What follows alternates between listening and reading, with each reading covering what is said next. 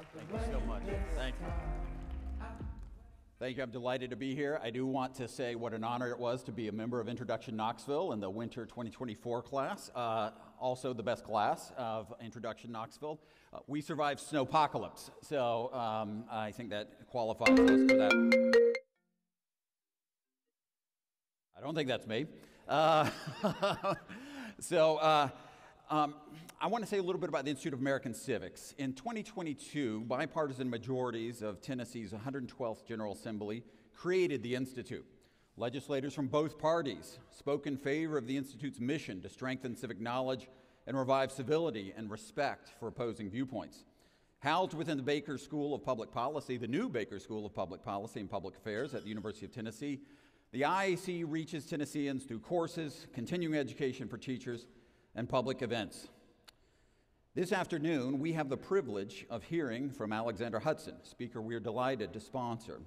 She's a writer, speaker, and adjunct professor at Indiana University's Lilly School of Philanthropy. She has been a Novak Journalism Fellow and contributes to leading news outlets such as CBS, CBS News, The Wall Street Journal, and Time Magazine. She earned her master's degree in public policy at the London School of Economics as a Rotary Scholar, and she's the founder of Civic Renaissance, an intellectual community passionate about infusing beauty, goodness, and truth into our public discourse. Hudson knows the power of storytelling and narration. Her 12-part televisual series, Storytelling and the Human Condition, is an arresting tour of how the narrative tradition helps us understand who we are and our place in the world. Hudson believes that civility is the key to bridging divisions in our increasingly polarized and divided society. Her experience in politics taught her that there was a fundamental difference between politeness and civility. Through the power of storytelling, her best-selling book, The Soul of Civility, Timeless Principles to Heal Society and Ourselves, in it she shares how we can live together across deep differences and still engage in difficult but productive debate and disagreement. Ladies and gentlemen, please join me in welcoming Alexandra Hudson to Knoxville.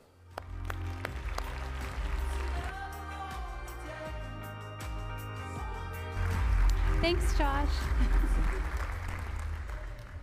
Hi, everyone. My name is Alexandra Hudson. So thrilled to be with you here today. I want to thank First Bank and Nathan. I want to thank Josh from the Institute of American Civics and Tammy from Leadership Knoxville for having me. A true honor and a privilege to be with you here today, speaking about the most important question of our day. How do we flourish across deep difference?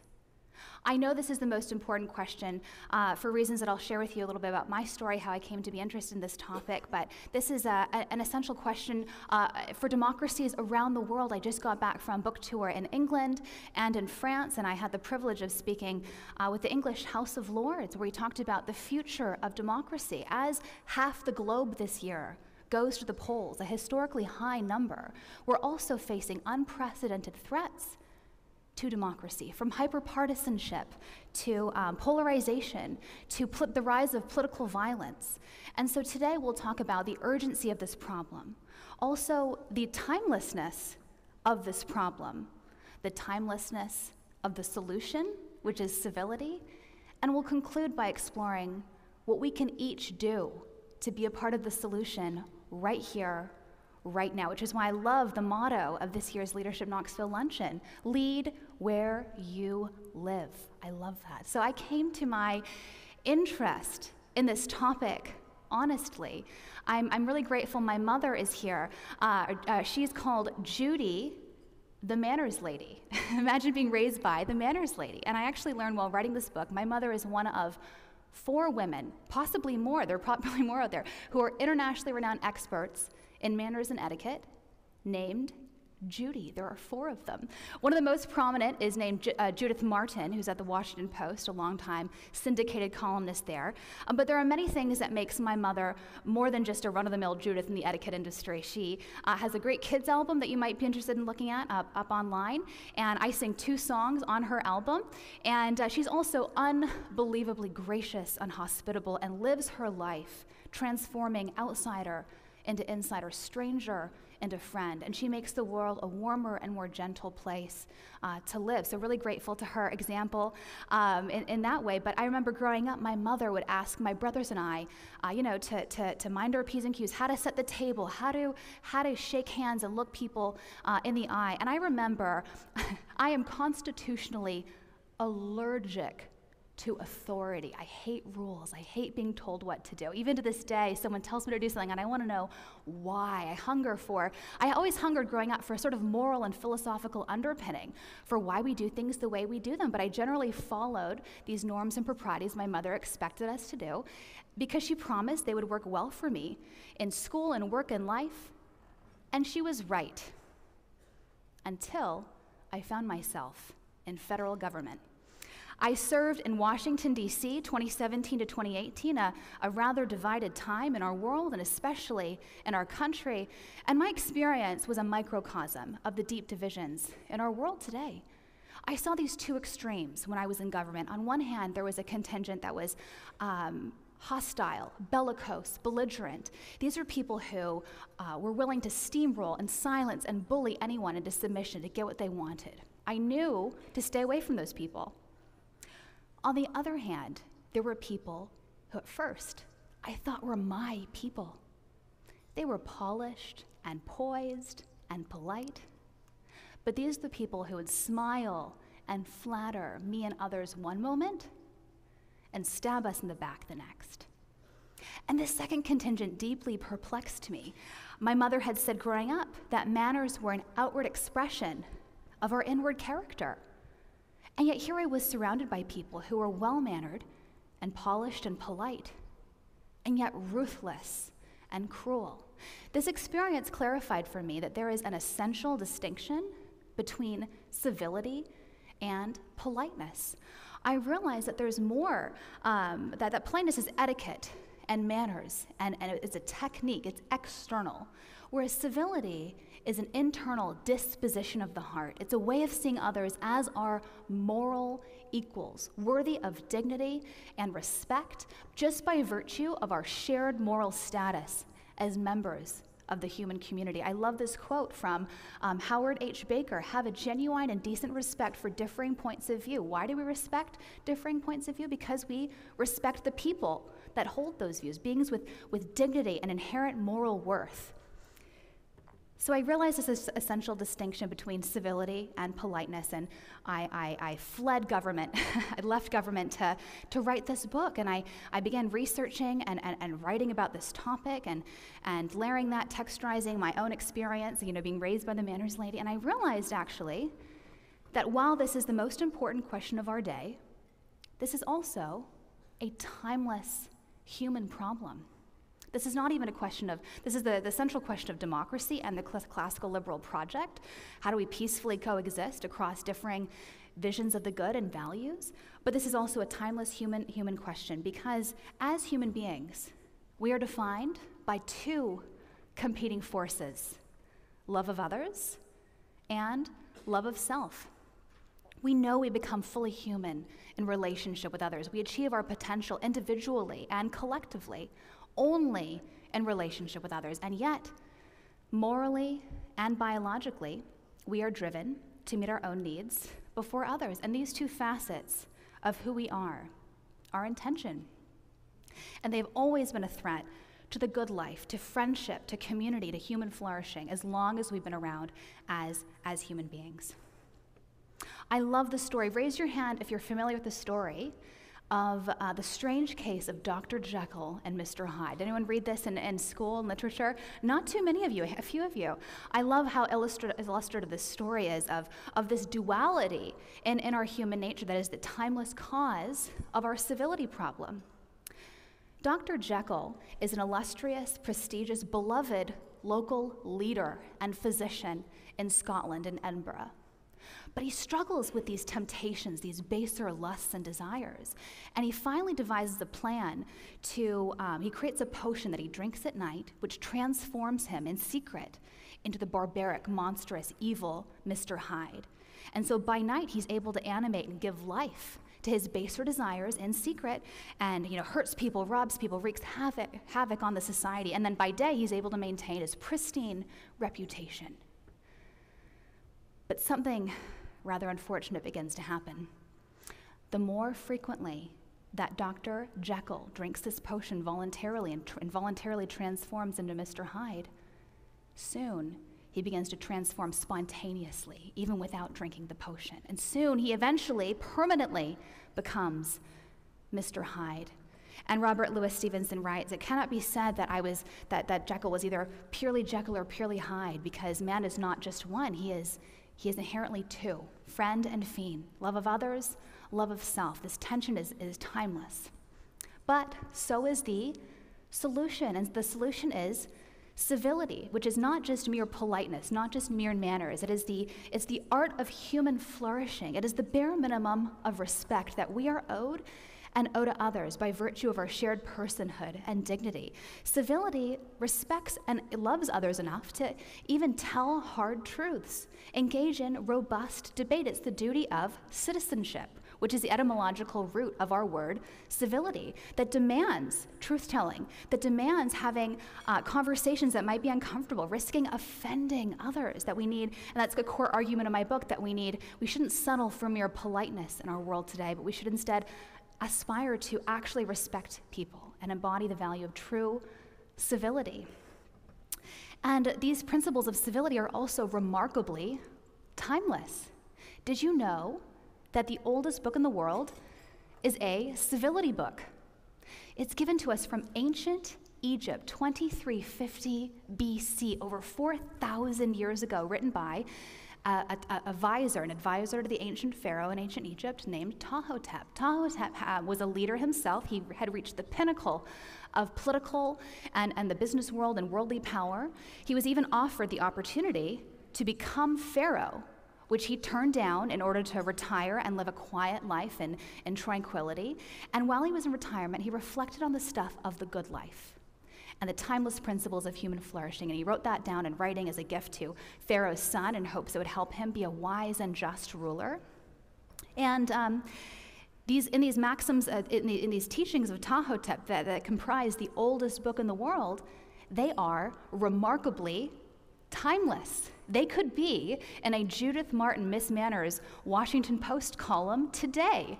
They're conventional wisdom, things that we all know to be true. Ptahhotep writes, "Do not be good to your friends and your neighbors just when you need something. Be good to them all the time, just because they're your friends and neighbors. Do not gossip, don't slander, don't malign someone behind their back," Ptahhotep writes. "Do not abuse a power differential," Ptahhotep writes. These and many others of the 37 maxims I encourage you to go look up and read for your own. It's available on Amazon. Are found time and time again across time and place. Sometimes people independently came to these ideas by just observing the human condition and saying what works when it comes to doing life well together across difference and what detracts from the human social project. Let's do more of what works, less of what doesn't. So timeless problem, timeless solution. What can we do? It's really easy to look around us and feel overwhelmed by the magnitude of this problem. And the reality is, I learned firsthand, we can do a lot more than we realize. When I decided to leave government, I came home from work one day and said to my husband, "I'm done with DC, I'm done with politics, I'm done with the swamp. Let's move to Indiana," I said. And Indiana is where he's from originally, it's where we still live. My husband said, "Okay, sounds good, we'll move to Indiana." No take-backs. And a few months later, we moved out there. We've been there 6 years now. One of my first friends, when we moved to Indiana, came up to me after church one day and said, "Hi, I'm Joanna Taft. Would you like to porch with us sometime?" And I had never heard the word porch used as a verb before. We were curious. We didn't know many people in town. And we went to her home that day, and I realized that Joanna is staging a quiet revolution against our atomized, divided, lonely, alienated, broken status quo. She had curated people on her porch that day across politics, across race, across geography, across class, not to have structured dialogue across difference, but to just be seen and known and loved in the fullness of who we are as human beings. And over the course of writing this book, I traveled the country and realized that there are thousands of people doing the exact same thing, with and without front porches. They are using coffee shops, they are using their front stoops, their front lawns, supper clubs. They're using, it's not about what people have, it's about how they're using what they do have, and employing and cultivating the disposition of civility and choosing to make their lives, their homes, what they do have, an oasis from the division, and creating places where people can be seen and known and loved in the fullness of who we are, and that we can do that too, every single one of us. We can't change the world, but we can change ourselves. And the more of us that choose to reclaim the soul of civility in our everyday, in ways great and small, we might be able to change the world. And so I'm very grateful to every single one of you for making time to be here today and to reflect on this essential question of our day. Thank you again to Josh and Marianne at the Baker School, and again to Tammy and everyone who and Nathan again at First Bank, and everyone who made this event possible. And again to each of you, I hope that you leave today realizing that you each have way more power to be a part of the solution than you realize. So thrilled to be here, and thank you so much for having me.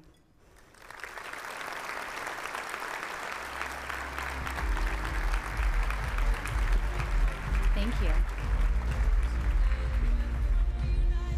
All right. Lexi, thank you so much for that inspiring talk. I do want to maybe push back with a couple of questions here that I'm certain you have heard before, but sometimes people will argue that if others aren't civil to you, that you really shouldn't be civil in response to them, that it's irrational, that a kind of universal disarmament makes no sense, particularly if there are significant stakes on the line.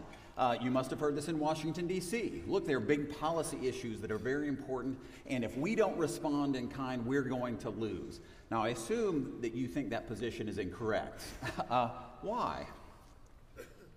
It's a great question, Josh, and you're absolutely right that there is this increasing tenor and ethos of apocalypticism in our public discourse, in our world today, and just an overarching sense that the stakes are incredibly high, and we have to be willing to do and say whatever is necessary in order to beat the other side, in order to win. It feels existential. It feels essential.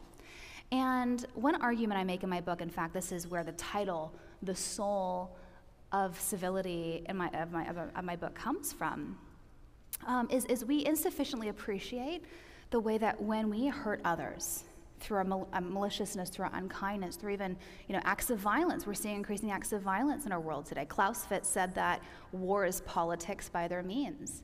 And today, as our methods of deliberative discourse are breaking down, we're seeing an increase of war, of violence back on the table, which is deeply concerning.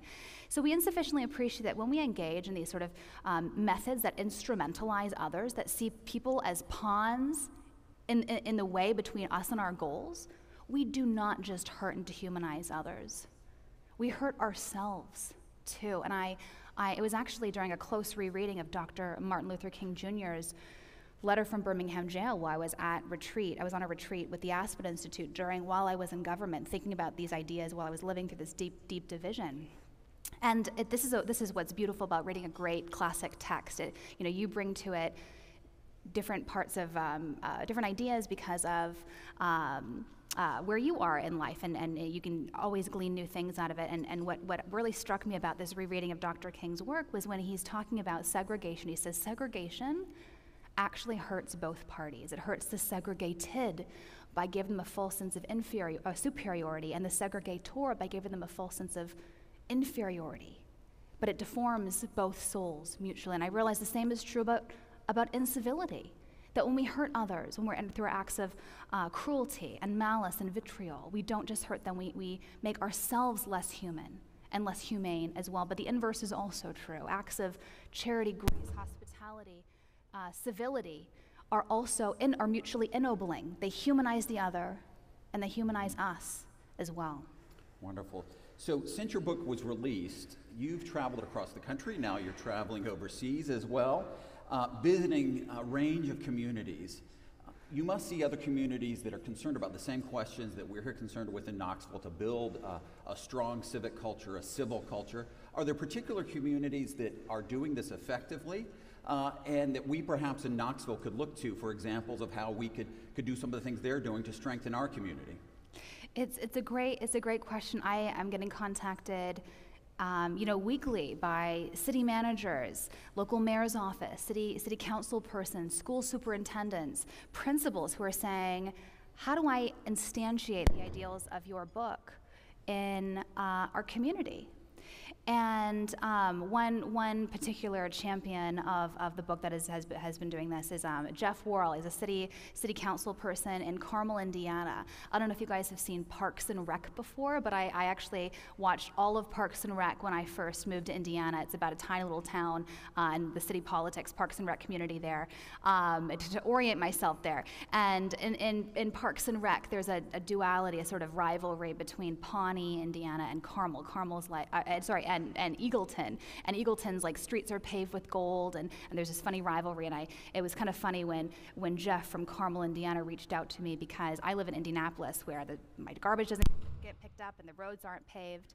And yet here was Carmel with streets paved with gold. They're, I thought, the biggest, reaching out to me about this issue.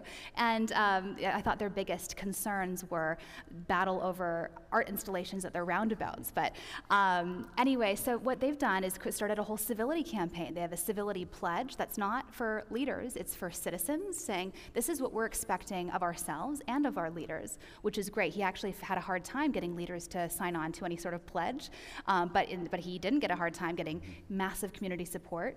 We're now in Carmel schools and doing work with the community, with the teachers and parents that send their kids to school as well. And it's just, this is the power of one person to see potential and to see a need in their community. And I'm honored that he saw my book as a tool to help him facilitate this. Well, thank you so much for your insights on civility. This is, I think, an inspiring talk, and we appreciate your answers here.